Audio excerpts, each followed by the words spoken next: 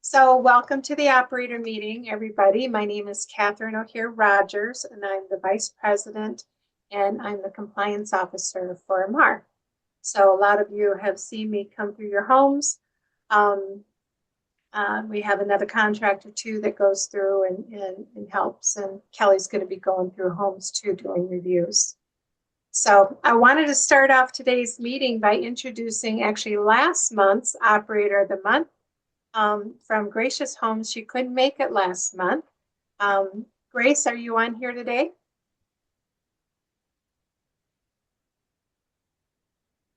Might not be yet. Not yet. Well, there's the Operator of the Month for April is actually Hollywood House. So it's Stacy with Hollywood House, and she can't be with us today either. They have a 3 o'clock that they do with all the homes every Wednesday. So she's not going to be able to join us, but she's been an operator for years and runs men's homes, does a good job. Congratulations, Hollywood House, on being Operator of the Month. So, Kayla, do you have anything you'd like to bring up? Anything you want to talk about today? You're going in and out. Oh, can you hear me? I do not today. Oh, okay. Kelly? Nothing specific, just kind of continuing if anyone needs help with rec cap until the handover is complete June 1st. Feel free to reach out. Until that time, I'm still available. If you need anything, you're also able to reach out to Behave for assistance. And again, if there's anyone that wants to use the system, they have very reasonable pricing starting June 1st. Definitely let either me know, reach out to Behave. I'll put my email into the chat. And if you'd like to reach out or have any questions, concerns, or need to have contact information for Behave, please let me know. Aside from that, it's kind of status quo. So as of June 1st, then,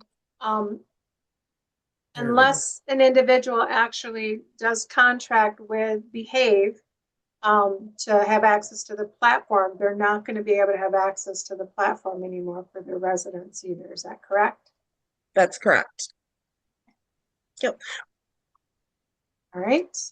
I did actually, I'll quickly bring up, I made a couple of posts recently on the MARR Facebook page. I know it's been kind of hard to get that going. I feel like it's easy to forget about it too, but I did want to remind you all that not our actual MARR Facebook page, but the MARR operator forum that I created, the private Facebook group for you guys. I did want to just throw that out there again. That's always available for you guys to be able to reach out to each other, start discussions, ask questions. We made that for you guys, post events also.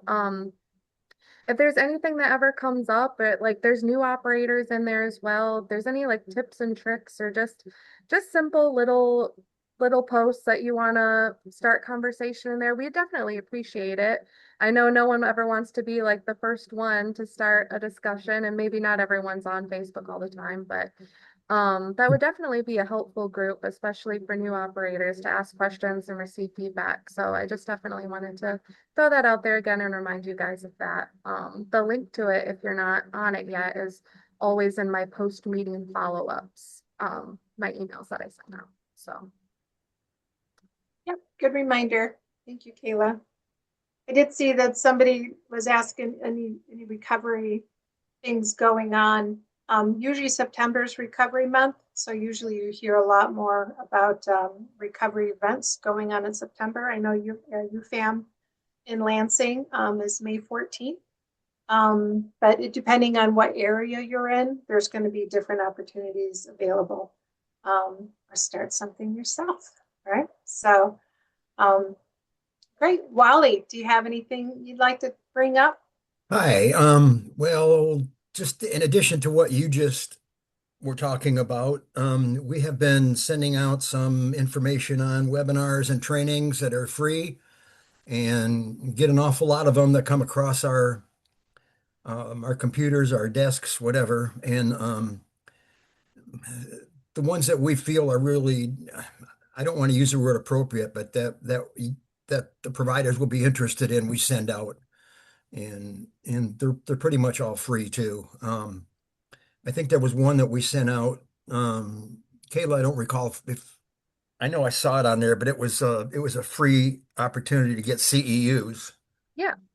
So yeah, we're trying to send that out to you guys and give you an opportunity, a chance. I know you're busy and I don't have a lot of time to sit there for, but most of them are about an hour. Most of those webinars are about an hour. And so we try not to send out, we try to send only ones that we're pretty sure that you would have some interest in as operators. Anyway, I just wanted to add that. And also, if there's any kind of grant opportunities or funding opportunities, we like to forward that information for you guys too. So again, this isn't anything that we've checked out as MARR, as a MARR organization, but it's opportunities that we forward to you because depending on your type of organization, it might be beneficial for you. It might be something that you'd be interested in. So also, we periodically get people reaching out. Hey, I have a bunch of homes that I own. I want to, have them be recovery residences. So we'll forward that person's information to you, or we'll tell them go to the MARR site, and they can reach out to you and see, because there's a lot of operators that are interested in growing. So we always try to forward opportunities. Ready?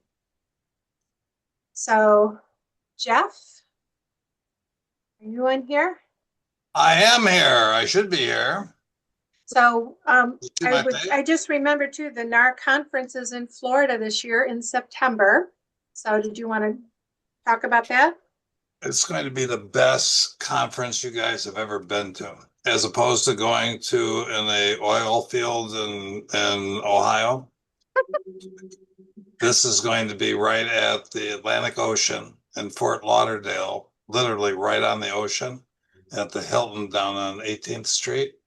So it's going to be the most fantastic level type thing. It might be a little bit money, might be $20 a month or something, but it'll be worth it for just come down and see Fort Lauderdale. The people that are going to be speaking are going to be wonderful. We spent a lot of time on the NAR conference over the course of the last 6 months or so. So we're going to do some good work on that. We're also going to be trying to do maybe for next week or next month or the month thereafter. We're probably going to do something of, how about a standard for recovery residences? And it would be something that you would all have on here. It would be, here's the term, here's where you're going to have, here's what you're going to be doing, here's what the production is going to be. So all that type of stuff will be coming on the standard over the next 30 months for the May type scoring.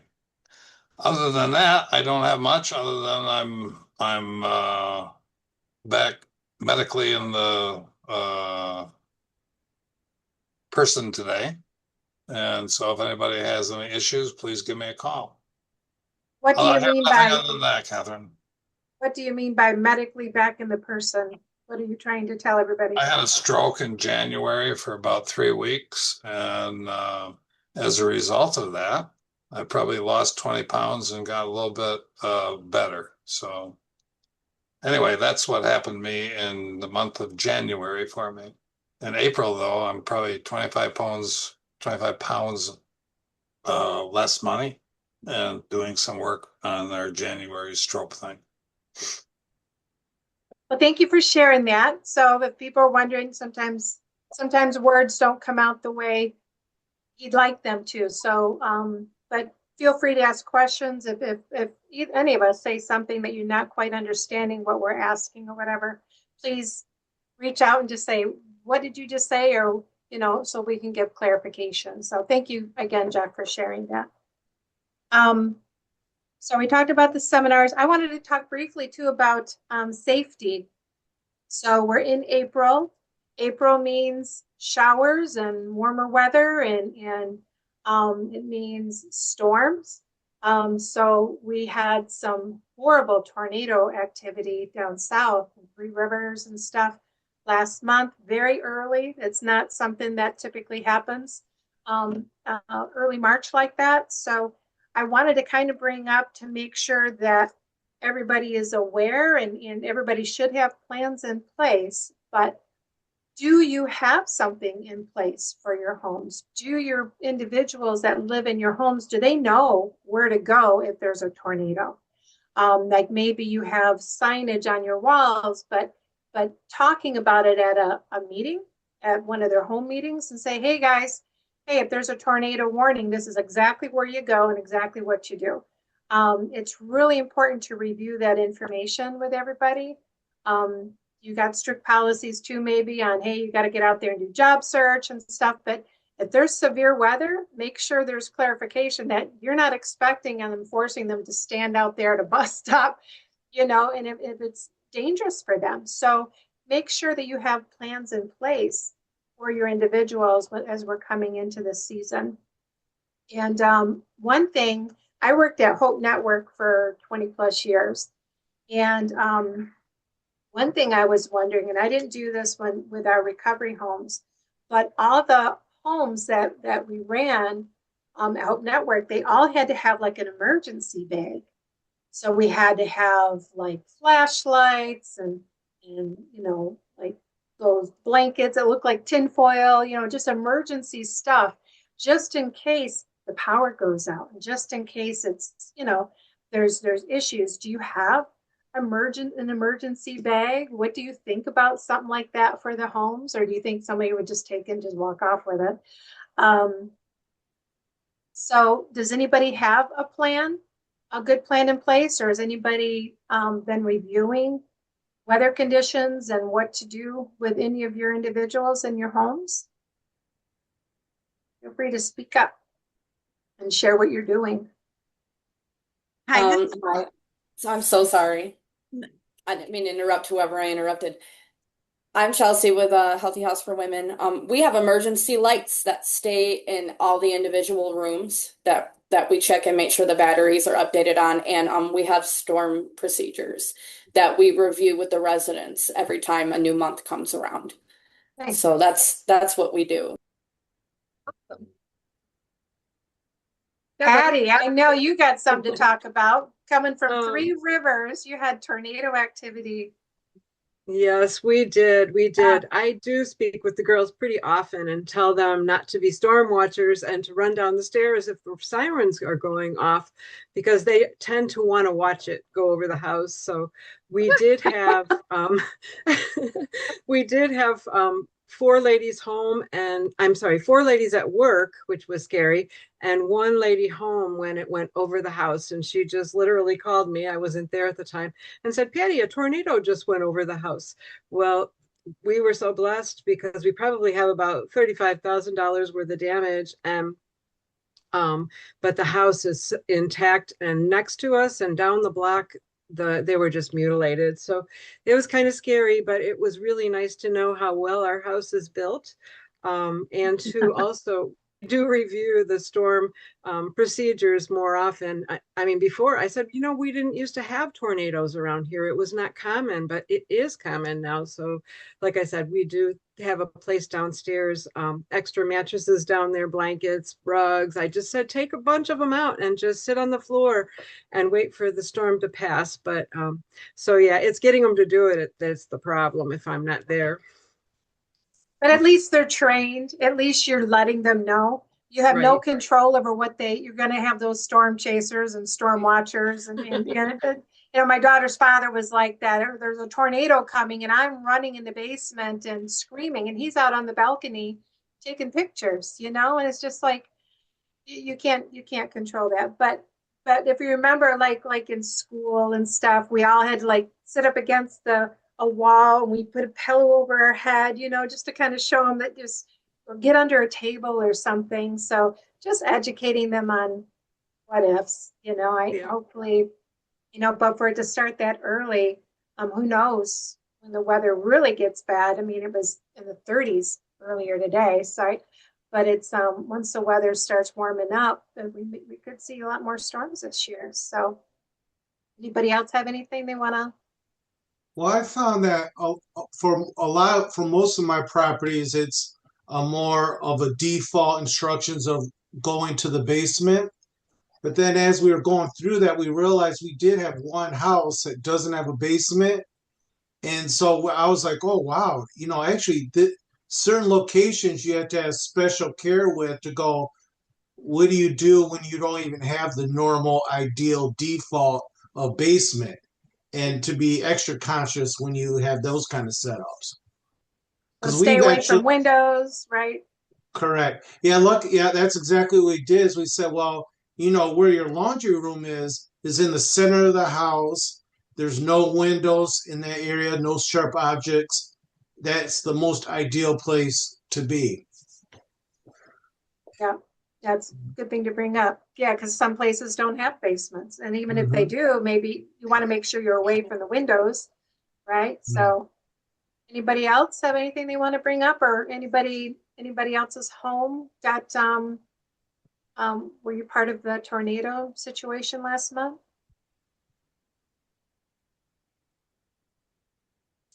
No? Well, lucky you.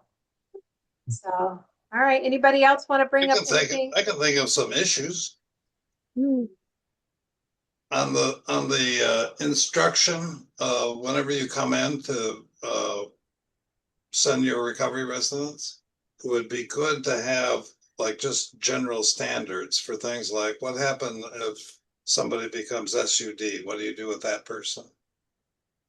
What do you do if somebody has, as you talked about, medical condition issues? How are you going to deal with that person?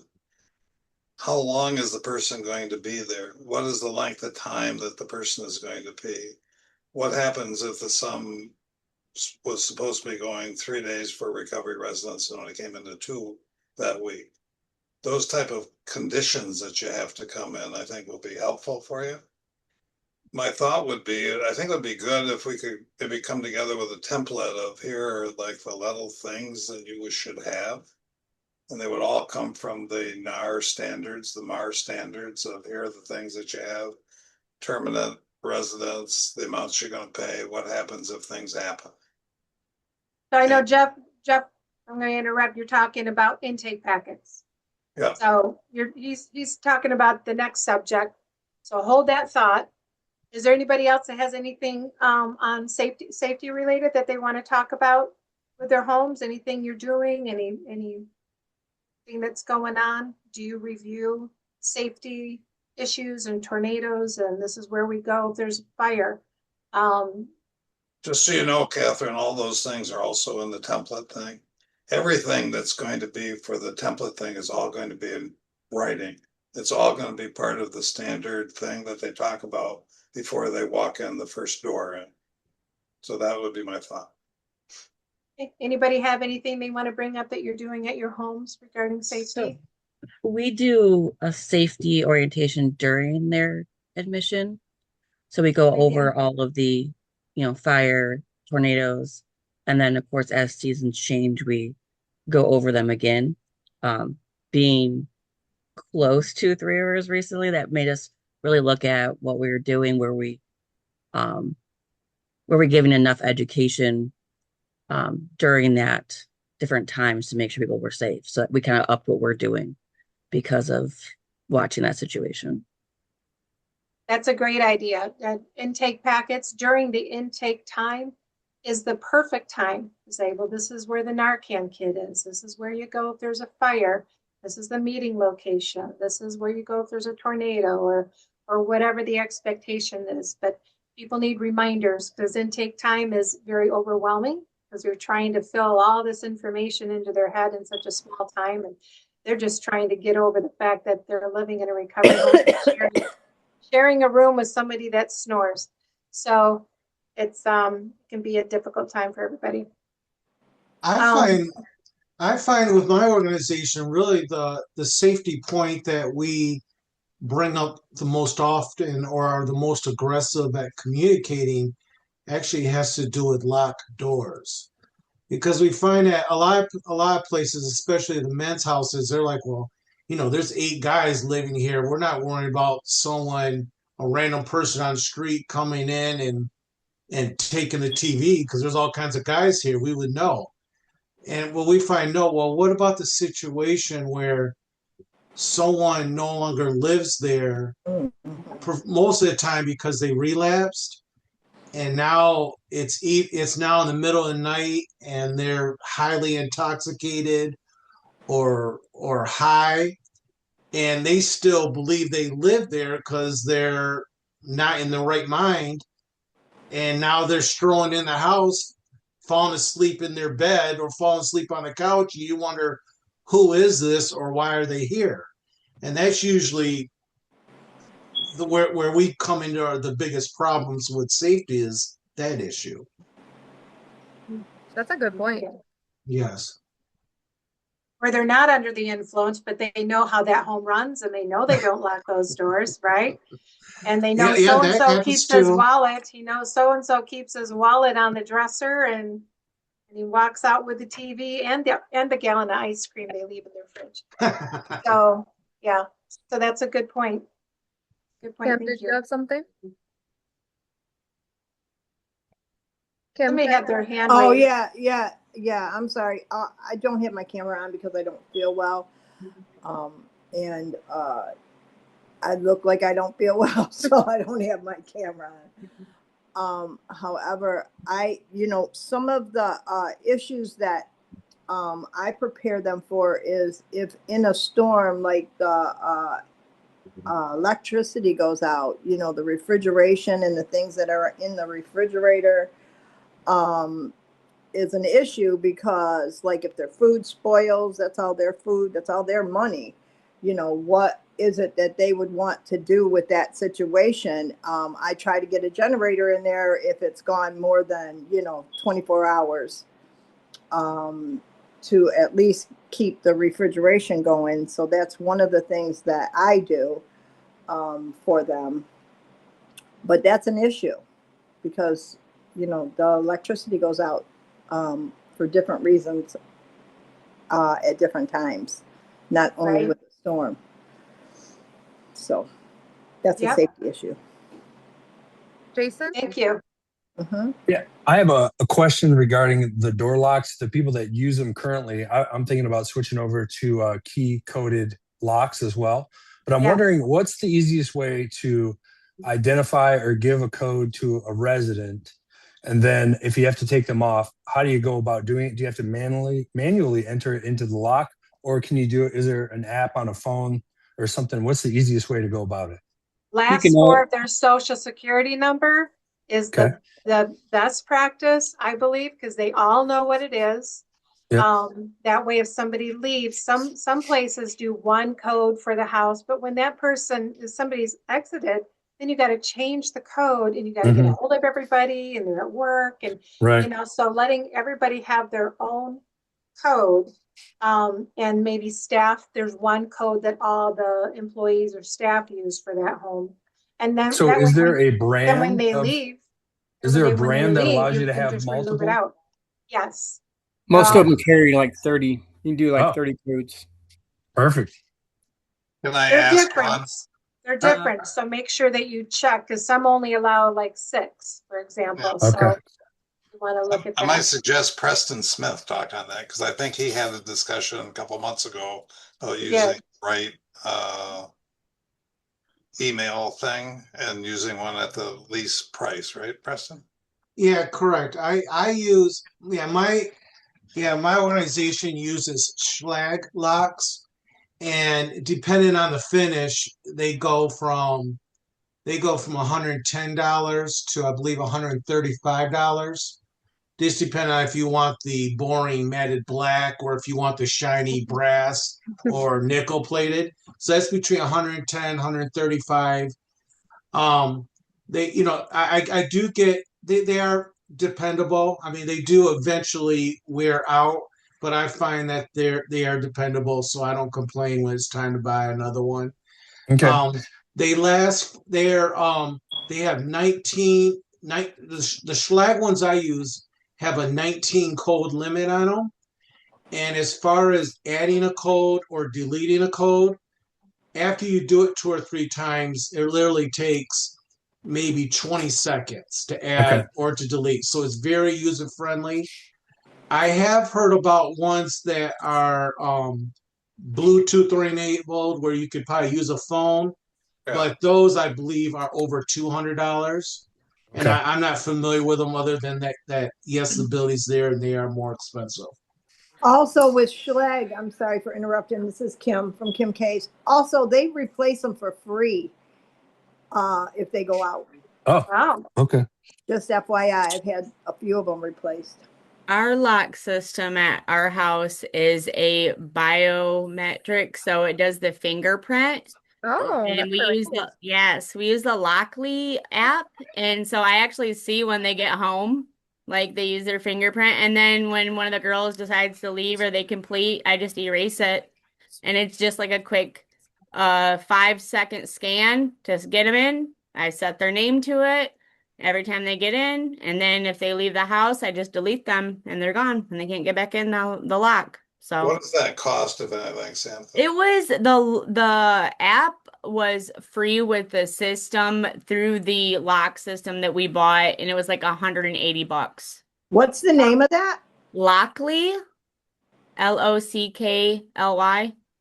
So it's kind of like a ring thing, right? Where you see you have a video, Yeah, I get like to the Ring see their doorbell. face and their Wow. finger. Yep, so I get image when they open the door and I get to see when they get home, right? So Right. I'm That's like, Wow. extremely cool.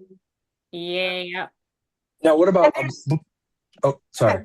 Good. well, there's no reason to get two. I mean, so as long as you have it on one door, like their main door.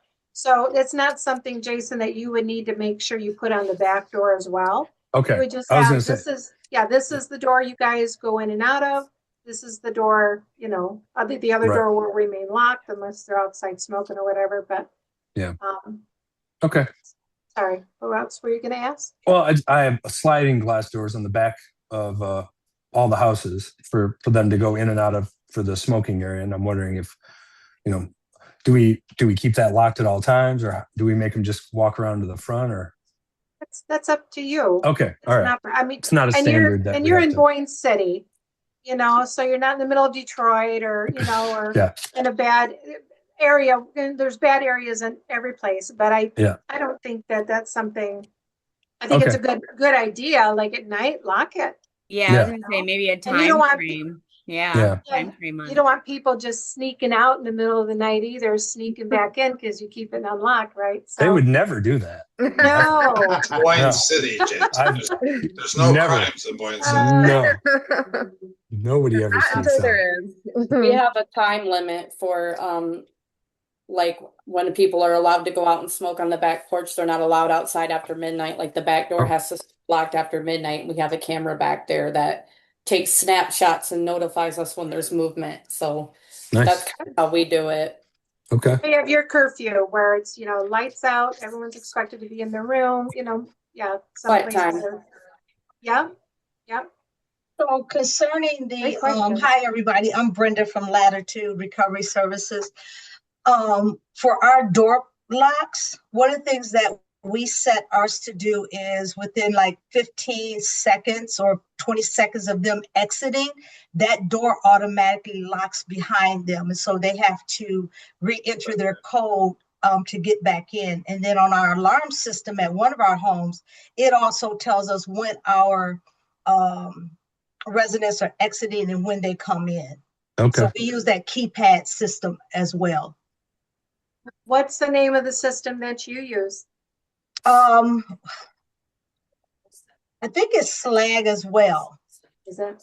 Yes. So, and they hold, one of them I have holds up to 50, 35 is on one house and 50 is on the other. No. 50 numbers. So we don't use them all. We just take them out and reset. My thought on trying to come up with a template sometime over the next month or so is, for instance, what we just talked about today, the electronic combination dactyl things. There's probably a 5-6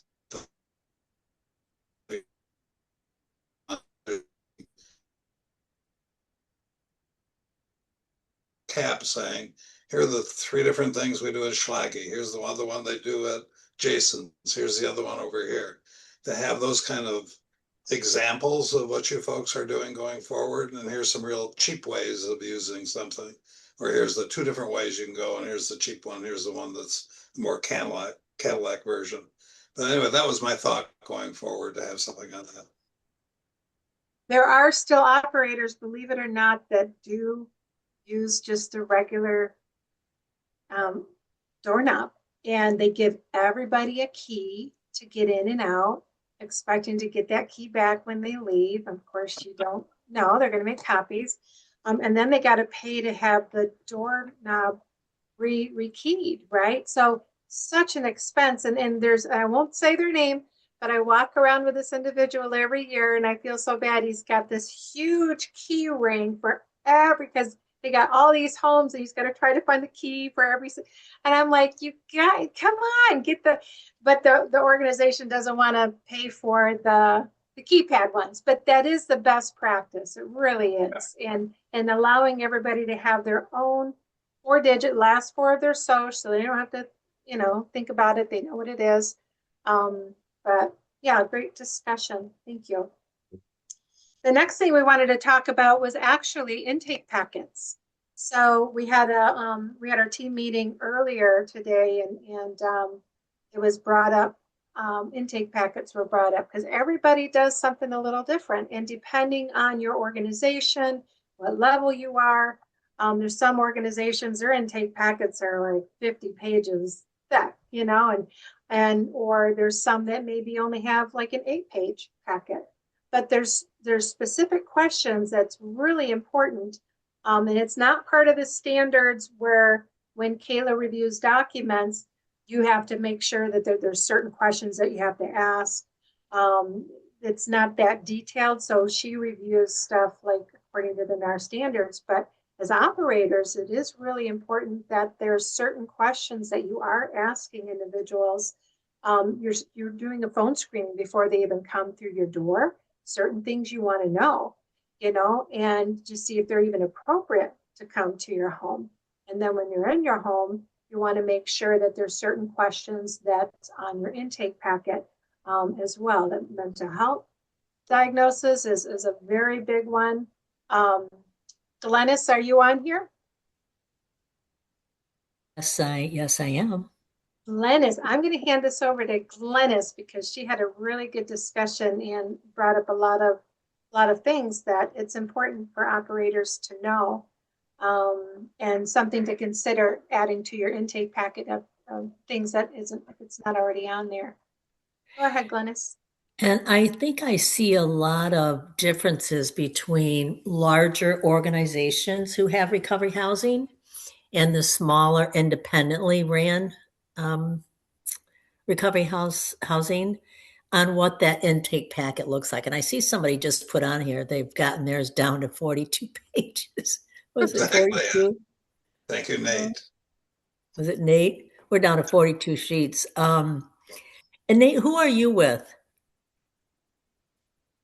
Catholic Social Services in the Okay, UP. so Catholic Social Services is a bigger entity. So there's probably a lot more. There's probably some CARF policies wrapped up in that. And so I'm assuming that's why you have so many pages. And that's the difference, because the smaller operators don't have as much of an intake packet as the bigger agencies, and those that have been around a lot longer as well. So I'm just wondering if we could get some kind of how many of you, if you could raise your hand at least, how many do a complete mental health screening?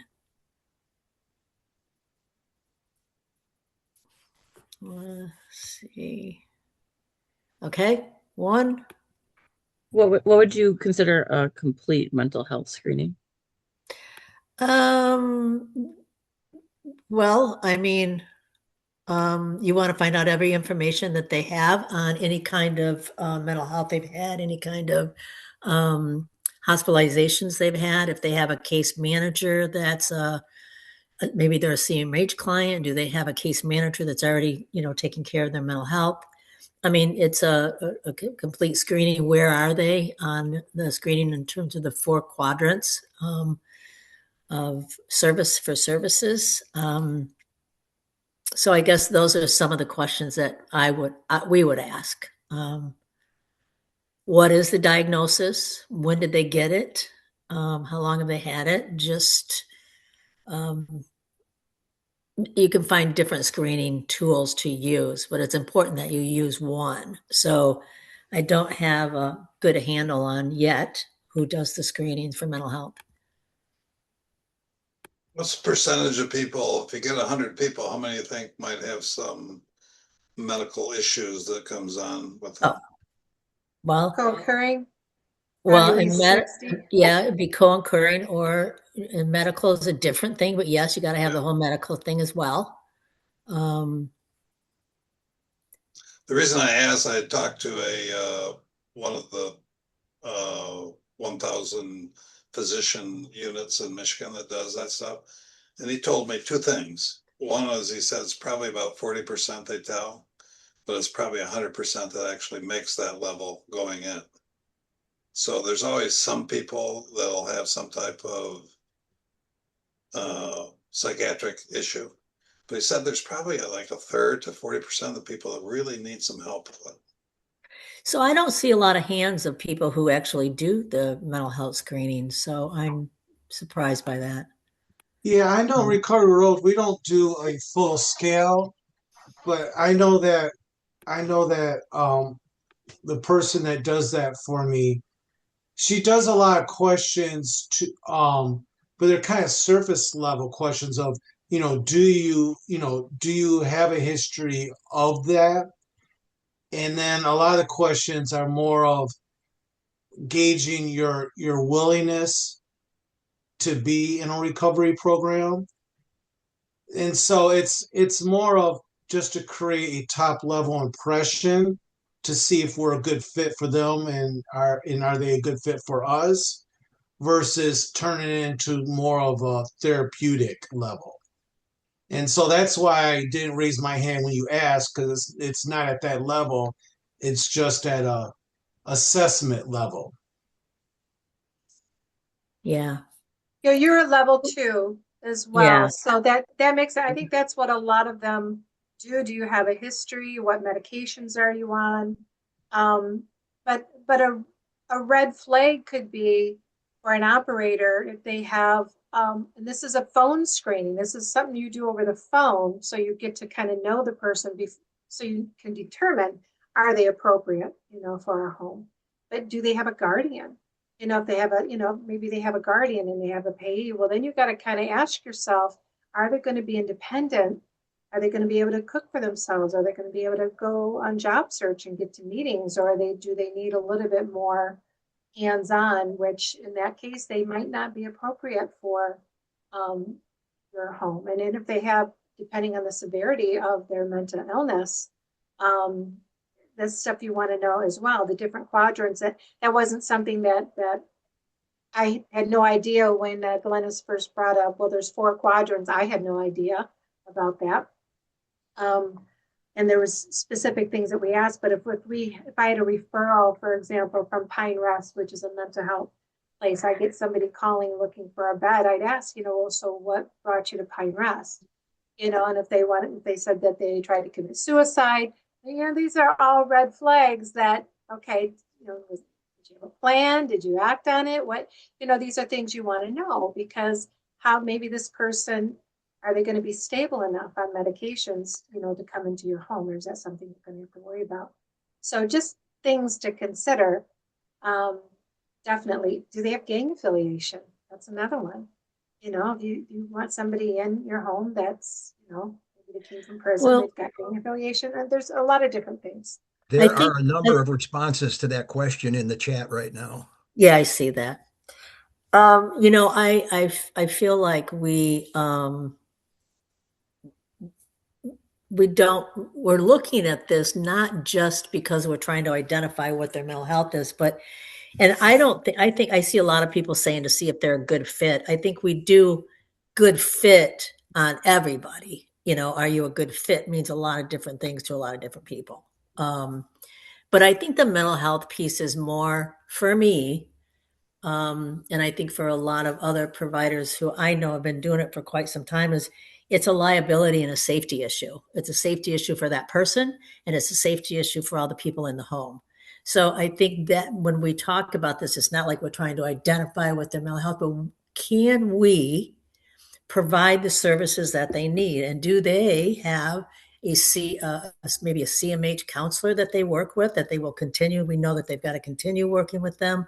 I don't want to lose sight of it. It's not just about the mental health, but it's about the safety and liability that is bestowed upon all the recovery housing people. Because if something happens and you have no record, then that's liability. You let somebody in your house and they've hurt somebody, or that falls on you as a provider. So Yeah. it's just really important. And here's the other thing that when I say something to some people, they say, well, that's never happened here. Well, we probably should have a discussion on what's never happened, because I don't know about you guys. I've been doing it for over 30 years, but we had somebody hang themselves outside on a tree. We've had people break into there are so many things that can happen, and we always think it's not going to happen. It's never happened. But that happened after 25 years of providing services. That never happened to me either, but it does happen. Those things happen. So we just have to be prepared for that. And I think we're better prepared when we do a fuller assessment. Not only that, but also what kind of criminal background do they have, and how many times have they been in? Are they out of prison? Are they in? What were they in for? Were they in for sexual abuse? Then you don't want any of the kid or child abuse. Then you don't want any kids to come visit the other parents because that person has a charge. There's just so many things that you have to consider, which is why a good, strong intake packet with signatures from them that they've been informed, all of the things that are going to be, what kind of program are they joining? What are the goals? What are the outcomes they're looking for? What is the daily routine of somebody? Do you have to have employment? How many goals? There's just so many things that we have to make sure that we have. And I think the big difference for me, I see, are the smaller organization and individually ran don't have as much of a strong intake packet as the agencies that's been around a lot longer. So, what I did is I just put my CARF standards, whatever I use for CARF standards, I put into recovery housing as well, even though it's not accredited. It's certified, but not accredited, but it helps. Well, honestly, I'm aware of one place, not in the state of Michigan, that had a recovery resident that had been in a recovery resident for about a week or two, and he killed himself. Right. The resident did. The resident Yeah. killed himself because he knew that there were some issues going on. There was some vertical issues going on. Mm-hmm. That case has been 2.5 years. It's still in litigation. So you don't have just this. You don't even have the operator and the person that dies. You have all the people that were living from the person that dies suing them. Yes. They sued the association. They sued the end of it. It was terrible. We had a lot of good insurance coverage on that, but I'll tell you, the family came and we're like, oh, geez, this family, I felt so bad. But they came and all they did was thank us, because that is the one place that he would go that he always felt safe. But, that could have turned out completely different. Absolutely. So you got to, we had somebody die in our engagement center. And that could have turned out differently. We have all the, the information, all the insurance that we need, but that family also came to us and told us, thank you very much, that we always welcomed him in, and they were so grateful for that, because that's where he felt comfort. So those are great outcomes, but they don't always turn out like that. I know somebody that had to shut their place down because somebody died on their facility. So take it seriously. It can happen to you.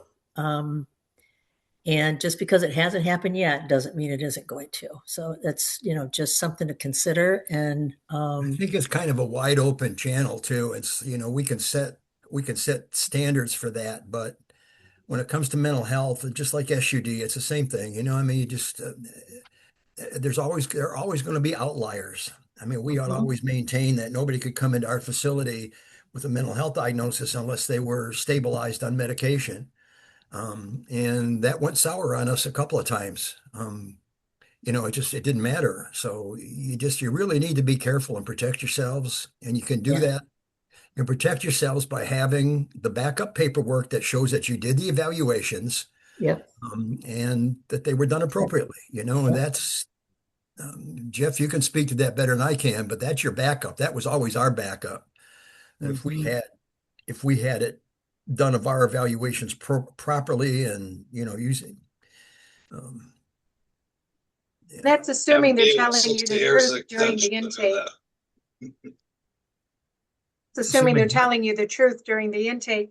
Right, right, You know, right. they're not always honest with everything. Sometimes they know the system and they know how to work the system. And I might add to that, what is important about that is the longer your intake is, the more you're going to find out about them, and they will contradict themselves throughout the whole. So the longer it is, the more you're going to get. Yep, absolutely. It's absolutely right. Yep. And then you determine whether or not they're a good fit, because it's not always what they do tell you, it's what they don't tell you, or more often it's that. So yeah, that's why I like to have a long, entailed, in-depth intake. And I think it's very important.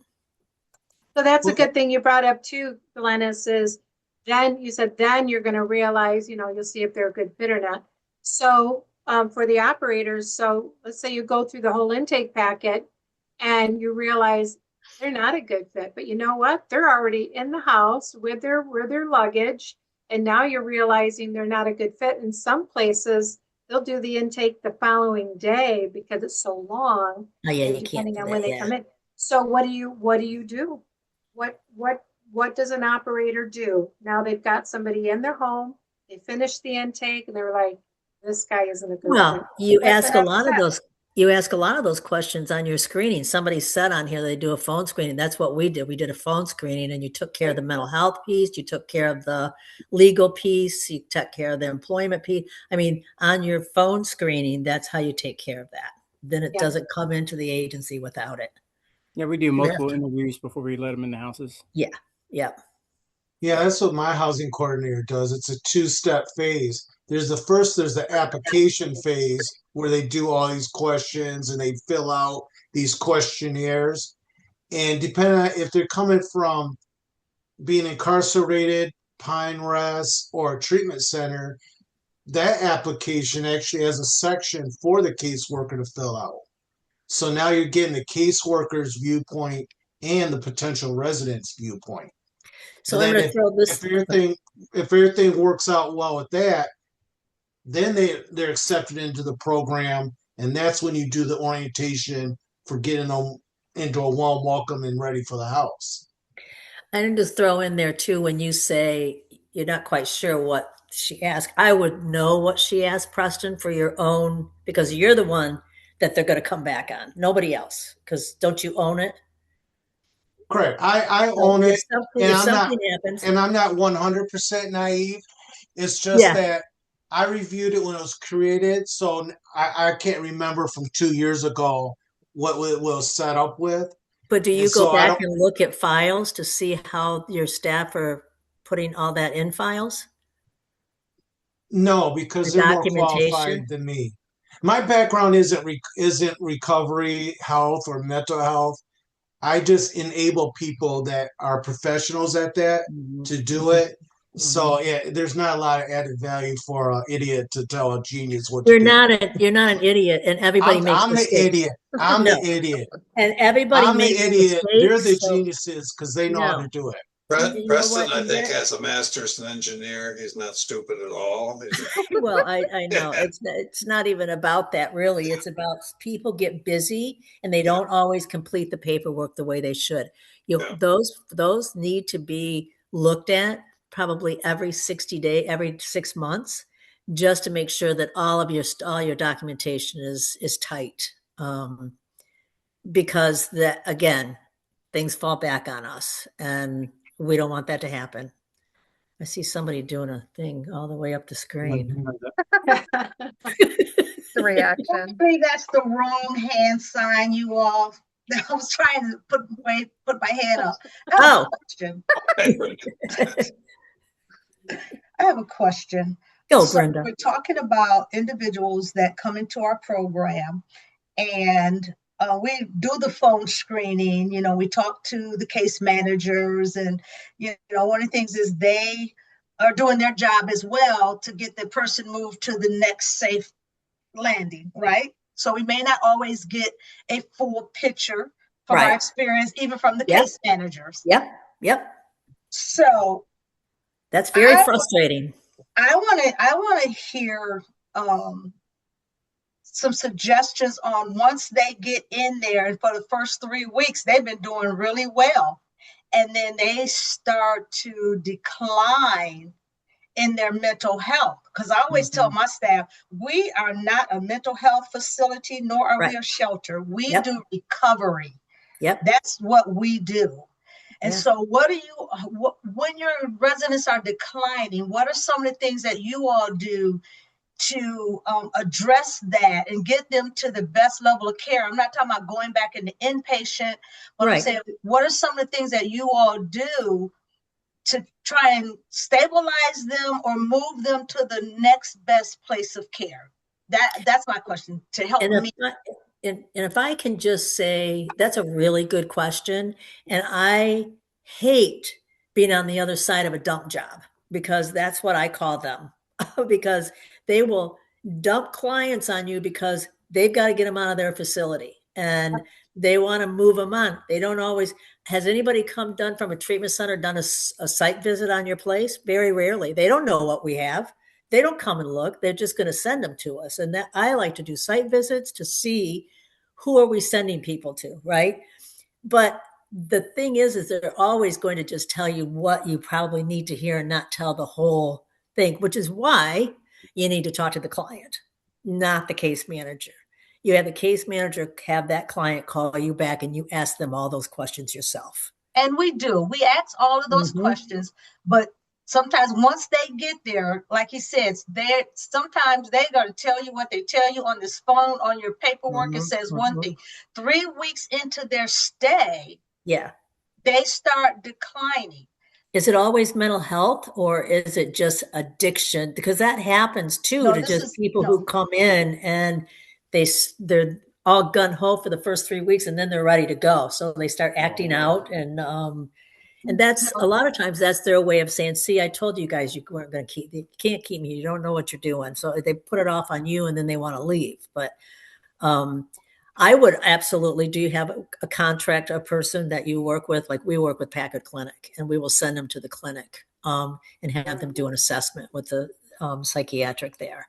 If you have some kind of relationship with a mental health provider of some kind or a therapist of some kind that can do an assessment on that and provide medication, that's what I would do. That's what we do, is send them to the clinic that we work with. It's important a lot of times, if I can you could also use CMH too. If you talk to the client, a lot of times you can get information from them. If you notice and decline in them, sometimes they're out of medication. You'll find out that once they get back on their medication, they cool right back out. Well, a lot of times the treatment centers will send them without their medication. That's a problem. So that's a problem we've all been trying to take care of. But that's a good point too, is if they do have the mental health, do you have your medication? Can I see how much you have so that we know that you're at least 30 days out? So what are some of the things that how do we move them when we find out that they're not, and I like not that they're a good fit, but they're no longer appropriate for our program? What are some of the suggestions to help that you all have done to help them move to? What are some of the things that you've done? Because we can't just put them out. We call D-Win. There's an ACT team that we deal with that can help us community-wise and get other resources. But it starts for us when it happens with us like that. We call D-Win. in our community ag team, and they take Just care of it Detroit. right away. If they don't belong, if they need a higher level of care than what we can provide, then they get what they need, And because can I those just, two entities step in and do what needs to be done right away. and let me That's what add we to, do. let me add to that though, because I don't do any of that stuff until I talk to the client first and just say, is there something here we're not doing for you? You know, is there something that we could do better at or that we don't even provide? I like to work it out with them because they give us insight and we have to treat them well because they deserve it. And Like people, because they are people. yes. And they have a lot to say about their own care. We have to They listen do. to them. And many times they'll say, yeah, this probably isn't a good fit. And then we try to find a good fit. We don't tell them they got to leave right then, but we really try to find them a good fit. And so it really is just about, a lot of people get frustrated with it. So they're anxious to get them out because it's causing chaos. And yes, it can cause chaos, but you got to control the chaos and you got to work with the other clients in the house and let them know what's going on and do a group in there. And I mean, this is just engaging with everybody to make it happen and make it work and make that person get out safely to where they need to be to get the best care. I had a resident that she was doing, like you said, really good in the house. And then she started her auditorial psychosis things kept Yeah. picking back up. So she was working with a psych and her therapist, and I suggested, well, maybe go back in and let them know, be transparent about what's going on with you. And they were able to adjust her medication, and it was just that her meds just weren't right for her. And she noticed that the one doctor kept pressing, oh, you don't need this, you need this. And the other doctor would listen to what she has going on and accept her from where she is and prescribed. And she's just flourishing. Like, and she's a slower social bird, you know, like, she was like, I can commit to one in person and then do 4 virtual meetings, you know, Yeah. and then, like she got like a part-time job, you know what I mean? So it wasn't like a whole bunch of social stuff. So we adjusted for what was going on with her. But I was super concerned because auditorial can be really scary considering like because she like would be paranoid if I touched my face and I didn't notice and I didn't want to trigger her and make her discomfort. So eventually we got there. And then some people don't take their meds. So I remind them like, did we take our meds today? And they say yes. And then like in a week, if I feel like they're not probably taking their meds, I'm like, all right, maybe we can do a pill count, you know? Just because if you're on a psychotropic and stuff like that and you're not taking that, and like and all my girls are really good about like advocating for themselves. Like I think I need a little bit extra push. I'm gonna talk to my doctor about getting a med upped or something. And I ask them, well, why do you feel that way? And they have logical reasons. I'm like, that's awesome. Advocate for yourself. So a Do lot you of have a lot of mental health clients? I it's dual, It right? sounds like, yeah. Yeah. It's Yeah. a lot of dual, but Well, man, there is a lot of they dual. flourish with a lot of support with as Yeah, long but as there's support. dual even usually duals are usually able to stay on top of their own medication unless they don't want to. You know what I Yeah. mean? It's the other quadrants that are primarily mentally ill, but that are a little bit harder to. Those are the ones that I would try to alleviate out of the program because I always feel bad if we don't have what it takes to help them. I don't want them there because they deserve the best, and I don't want them going to 5 different places before they find out what that is. So I really, for their own benefit, I try to, bring them in if they can do it, but without the push and making sure that somebody's checking in on their meds every day. That's a facility that they need to be somewhere else and not with us. So, but you learn that usually on the screening, and then there's times that you learn it when they get there 3 weeks later, and then you have that conversation with them and let them tell you what they need. And then if we can fulfill that, great, we start doing that. But if we can't, then we need to find an appropriate placement for them. Good part of the house rules as well is you you're on medications, you're expected to take them as prescribed. And at any time, if we see you're not taking your medications as prescribed, then you could be asked to leave. So, and that's keeping an eye on things. And so that's mental health medications, because, or their MAT program, like it should be locked up, right? Suboxone and stuff, but count those, when they come in. And if there's too many left over, we used to date the film packets.